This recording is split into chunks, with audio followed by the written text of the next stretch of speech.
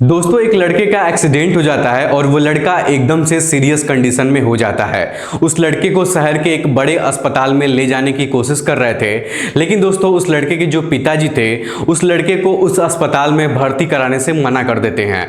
सभी लोग उस लड़के के पिताजी को समझा रहे थे कि आप अपने बच्चे की जिंदगी बर्बाद करने पर क्यों तुले हैं। अगर उसको जल्दी से जल्दी उस अस्पताल में भर्ती नहीं कराया गया तो शायद वो अपना दम तोड़ सकता है, वो इस दुनिया को छोड़कर जा सकता है। लेकिन दोस्तों फिर भी उस लड़के के जो पिताजी थे वो उस अस्पताल में ले जाने से राजी नहीं होते हैं, एकदम जिद पकड़ लेते हैं और उसको उस अस्पताल में भर्ती नहीं करवाते हैं। क्योंकि दोस्तों उस अस्पताल में जिस लड़के का एक्सीडेंट हुआ था उसकी पत्नी डॉक्टर थी और वो पूरे अस्पताल को संभालती थी। लड़के के पिताजी कहते हैं कि मेरा बेटा भले से ही मर जाएगा लेकिन मैं उस औरत के सामने अपने बेटे को लेकर कभी भी नहीं जाऊंगा। दोस्तों मौके पर जितने भी लोग थे वहां पर सभी लोग उस लड़के के पिताजी को समझाते हैं, लेकिन वो अपनी जिद पर अड़े रहते हैं और उस लड़की की तबीयत धीरे धीरे और ज्यादा खराब होती जा रही थी।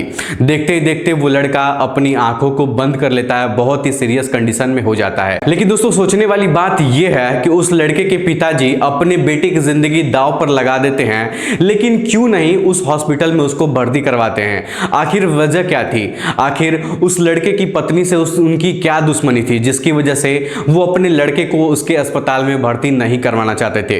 दोस्तों बहुत ही इंटरेस्टिंग कहानी है, दिल को छू जाने वाली कहानी है। आइए जानते हैं पूरी कहानी इस वीडियो के माध्यम से। लेकिन दोस्तों वीडियो में आगे बढ़ने से पहले वही आप लोगों से एक छोटा सा रिक्वेस्ट है कि अगर आप लोग चैनल पर पहली बार हैं तो मैं चाहूंगा कि आप लोग चैनल को सब्सक्राइब कर लीजिए और हमारे वीडियोस को लाइक कर लीजिए, ताकि जो मेरा हौसला है वो और भी ज्यादा बढ़ता रहे और मैं आप लोग को और भी ज्यादा इंटरेस्टिंग कहानियां सुनाता रहूं।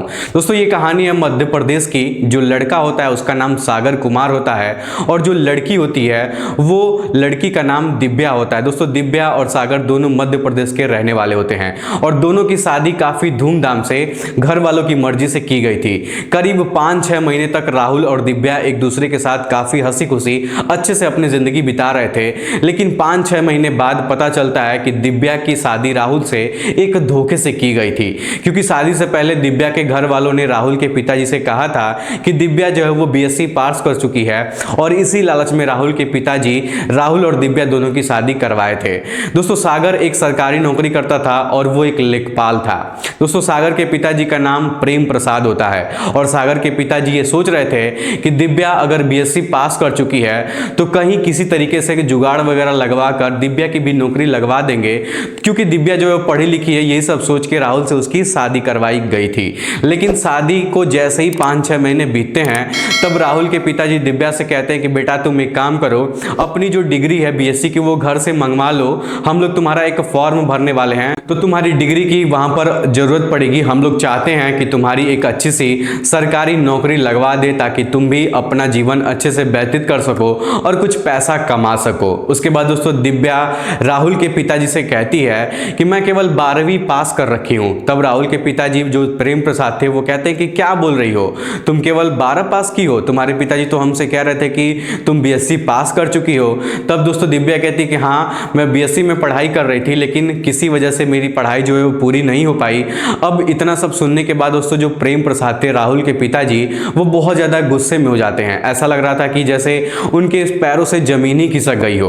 दोस्तों प्रेम प्रसाद कहते हैं कि इतना बड़ा धोखा तुम्हारे पिताजी हम लोगों के साथ कैसे कर सकते हैं, एक अनपढ़ लड़की से हमारे बेटी की शादी कैसे हो सकती है, मुझे तो ये शादी बिल्कुल भी मंजूर नहीं है। तब दिव्या कहती है कि मैं अनपढ़ नहीं हूं, मैं 12वीं तक पढ़ाई की हूं और मुझे भी बहुत सारा नॉलेज है। लेकिन दोस्तों प्रेम प्रसाद कहते हैं कि 12वीं की पढ़ाई करने से तुम्हें कौन सी नौकरी मिल जाएगी, और आजकल तो 12वीं की जो पढ़ाई है वो हर बच्चे करते हैं। तब दिव्या कहती है कि नौकरी करने की जरूरत ही क्या है, हमारे जो पति राहुल हैं वो सरकारी नौकरी करते हैं, लेखपाल हैं, अच्छा खासा पैसा कमाते हैं, तो वो काम करेंगे और घर पे रह के मैं घर संभालूंगी, मुझे नौकरी करने की जरूरत तो है नहीं। तब दोस्तों राहुल के पिताजी कहते हैं कि मुझे कुछ नहीं पता है, मैंने बिना दहेज के सिर्फ शादी इसलिए किया था ताकि तुम पढ़ी लिखी हो और तुम्हारी कहीं अच्छी नौकरी लगवा दूंगा तो तुम भी अच्छा खासा पैसा कमाने लगोगी, लेकिन तुम्हारे पिताजी हमसे झूठ बोले थे।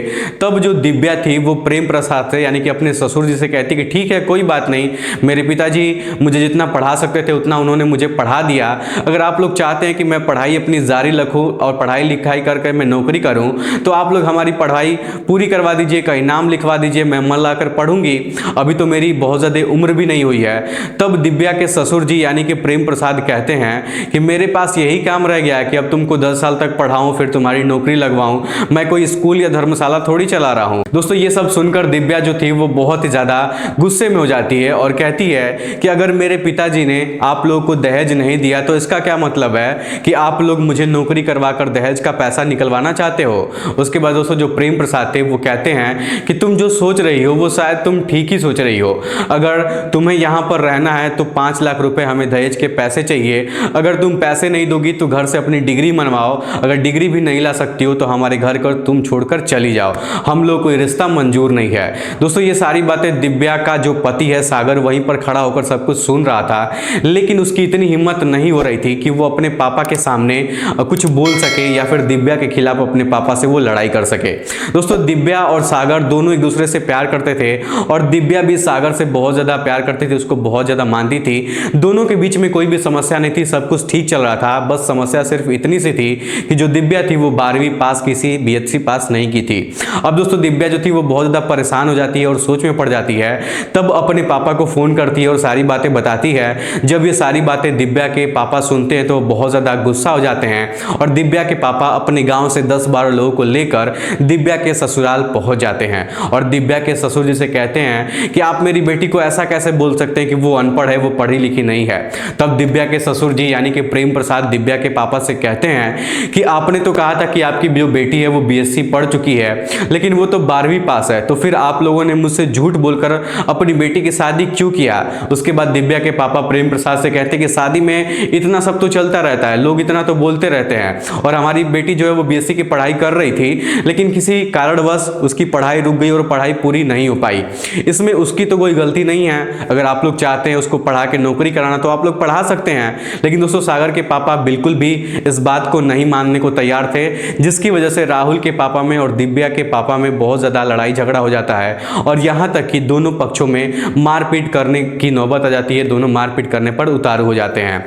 तब दिव्या के पापा कहते हैं कि अगर मुझे पता होता कि तुम लोग इतने नीच और घटिया और लालची किस्म के आदमी हो तो मैं अपनी बेटी की शादी कभी भी तुम्हारे घर पर नहीं कराता। इतना कहने के बाद दिव्या के पापा दिव्या का हाथ पकड़ते हैं और अपने साथ उसको घर लेकर जाने लगते हैं और जाते जाते सागर से पिताजी से कहते हैं कि आज के बाद कभी भी मैं जिंदगी में तुम लोगों के दरवाजे पर नहीं आऊंगा और ना ही तुम लोगों को अपनी शक्ल दिखाऊंगा।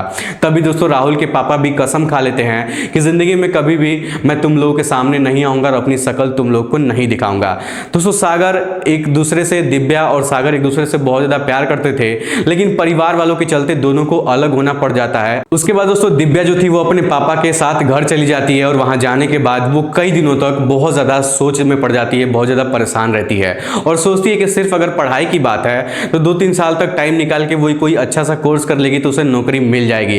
लेकिन दोस्तों दिव्या के पिताजी कहते हैं कि कोई बात नहीं है, मैं तुम्हें पढ़ाऊंगा जरूर, लेकिन जिंदगी में कभी भी तुमको दोबारा उस घर में नहीं जाना है, चाहे उसके लिए मुझे कुछ भी करना पड़ जाए। उसके बाद दोस्तों दिव्या के पिताजी दिव्या को पढ़ाने के लिए एक मेडिकल कॉलेज में उसका एडमिशन करवा देते हैं और दिव्या वहां पर जाने के बाद मन लगाकर अपनी पढ़ाई करने लगती है। दोस्तों दिव्या 3 साल मन लगाकर पढ़ाई करती है और उसको एक नर्स की डिग्री मिल जाती है और जिस शहर में सागर का घर होता है उसी शहर में दिव्या को एक बड़े अस्पताल में नौकरी मिल जाती है।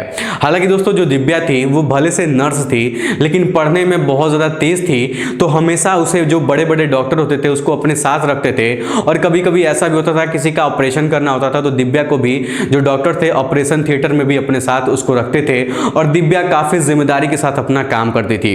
उधर जो सागर होता है वो अपने लेखपाल की नौकरी कर रहा था, लेकिन उसके अंदर इतनी हिम्मत नहीं थी कि वो अपने पापा के खिलाफ जाकर दिव्या से बात करे और दिव्या को मनाकर वो अपने घर वापस लेकर आए। दोनों को दोस्तों अलग हुए 4 साल बीत चुके थे, लेकिन इन 4 सालों में दोनों एक दूसरे से कभी भी बात नहीं किए थे।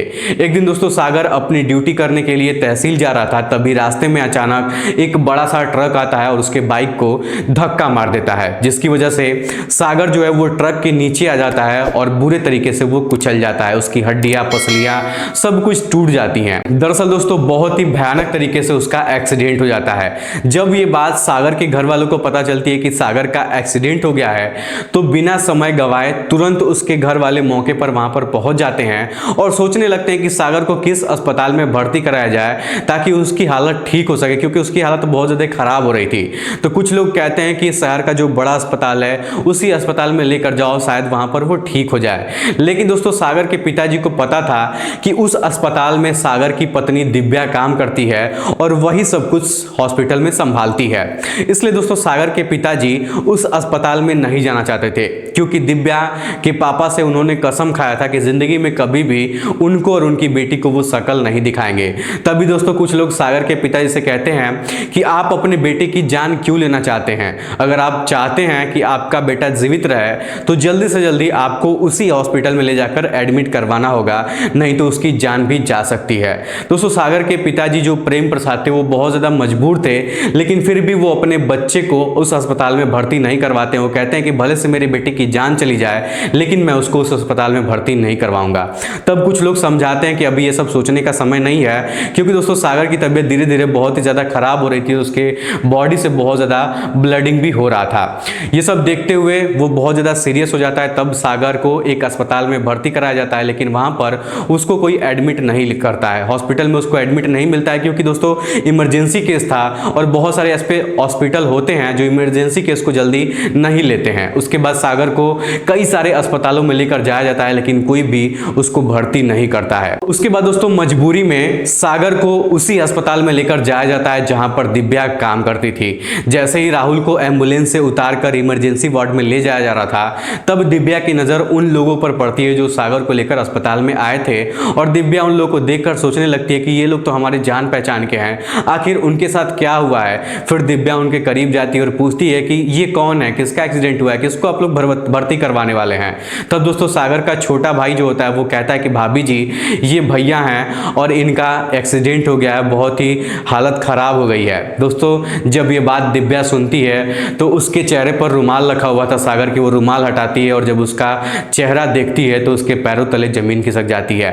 दोस्तों दिव्या बहुत ज़्यादा रोने लगती है, लेकिन दोस्तों वो एक डॉक्टर थी तो उसको इलाज भी करना था, तो वो जल्दी जल्दी क्या करती है कि घबराहट में सारे स्टाफ को अपने पास बुलाती है और जल्दी जल्दी सबको इमरजेंसी वार्ड में लेकर जाती है और उसका इलाज स्टार्ट कर देती है।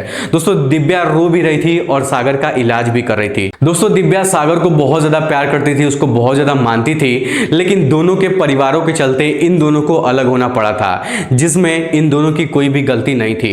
दोस्तों अस्पताल में जितने भी लोग सागर को लेकर आए थे वो सब लोग दिव्या को देखकर यही सोच रहे थे कि ये लड़की कितनी अच्छी है, लेकिन पता नहीं क्यों सागर के पिताजी को ये पसंद नहीं आती है, पता नहीं इन दोनों के बीच में क्या विवाद है। दोस्तों करीब 5 से 6 दिन तक सागर का इलाज उसी अस्पताल में चलता है और सागर की जान को बचा लिया जाता है। लेकिन दोस्तों सागर अभी भी उठकर चलने की हालत में नहीं था, जिसकी वजह से उतना फैसिलिटी उस हॉस्पिटल में नहीं थी, तो उसको एक बड़े अस्पताल में दिव्या जो है रेफर कर देती है और उस अस्पताल में दिव्या खुद डॉक्टरों से बात करके उसका इलाज जो है वो करा रही थी। दोस्तों कई महीनों तक सागर का इलाज उस दूसरे हॉस्पिटल में चलता है, फिर वो पूरे तरीके से ठीक हो जाता है और जब सागर अस्पताल से डिस्चार्ज हो रहा था तो अपने घर एम्बुलेंस में बैठ के जा रहा था, तब उसको जानकारी होती है कि सबसे पहले वो उसी हॉस्पिटल में एडमिट हुआ था जिसमें उसकी पत्नी काम करती है और दिव्या ही वो औरत थी, वो लड़की थी जिसने उसकी जान बचाया था। उसके बाद दोस्तों जब ये बात सागर को पता चलता है तो दिव्या के अस्पताल पर वो जाता है, तब दिव्या बाहर उससे मिलने के लिए आती है और कहती है कि अभी आपको चलने फिरने की जरूरत नहीं है, अभी आप आराम करिए। उसके बाद दोस्तों दिव्या उसके एम्बुलेंस के अंदर बैठ जाती है और सागर तो एम्बुलेंस से अपने घर के लिए जा रहा था। दोस्तों दिव्या को भी घर जाना था तो सागर के एम्बुलेंस में वो भी बैठ जाती है और सागर से बातचीत करते करते वो लोग आगे बढ़ने लगते हैं। सागर कहता है दिव्या से कि आज तुम हमारे साथ हमारे घर पर चलो। तब दोस्तों दिव्या सागर से कहती है कि नहीं, मैं आपके घर नहीं जा सकती हूँ, जब तक मेरे पापा कुछ नहीं कहेंगे तब तक मैं आपके घर नहीं जाऊंगी। दोस्तों एम्बुलेंस के अंदर सागर के पापा भी वहां पर प्रेम प्रसाद बैठे हुए थे। तब वो दिव्या से कहते हैं कि दिव्या बेटा, मुझसे जो गलती हुई है मैं उसके लिए माफी मांग रहा हूँ, जो भी हुआ है उसे भूल जाओ, तुम हमारे साथ घर पर चलो। लेकिन दोस्तों दिव्या उसके पापा को भी मना कर देती है और कहती है कि जब तक हमारे पापा से आप लोग बात नहीं करेंगे और मेरे पापा जब तक बोलेंगे नहीं तब तक मैं आप लोगों के साथ नहीं जा सकती हूँ। उसके बाद दोस्तों सागर के पापा जो प्रेम प्रसाद थे वो बहुत ज़्यादा शर्मिंदा हो जाते हैं, बहुत ज़्यादा दुखी हो जाते हैं और सागर को अपने घर लेकर चले जाते हैं और दिव्या बीच रास्ते में ही एम्बुलेंस से उतर जाती है और उतर के वो भी अपने घर चली जाती है।